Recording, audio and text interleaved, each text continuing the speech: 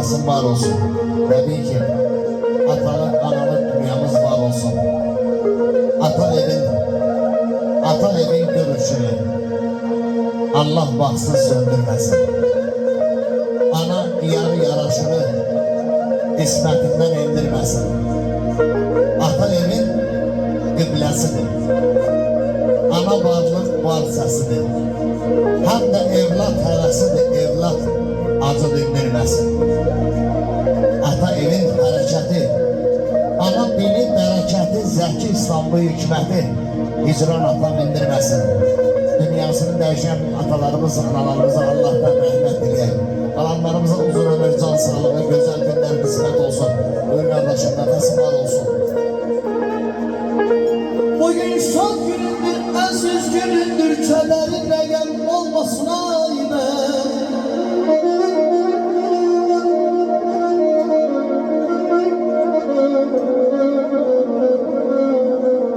Bugün şad günündür, əziz günündür, kədərin rəqəm olmasın ayda.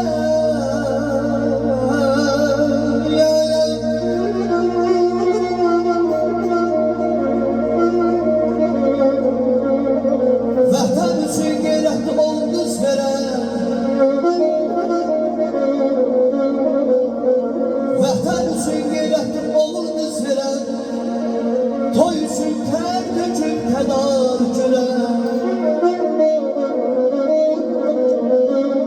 Bugünkü məclisi nura döndərən atalar, analar olsunlar.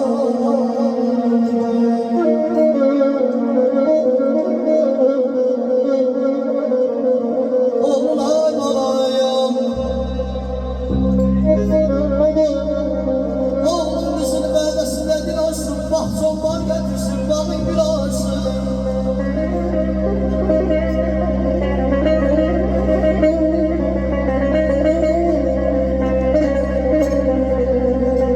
Oğlun kızın vədəsində dil açsın, bahçon var gətirsin, bağın gül açsın. Qoy qapını xeyirsən el açsın, yaşlı dişin dostana yüzə ta səbər.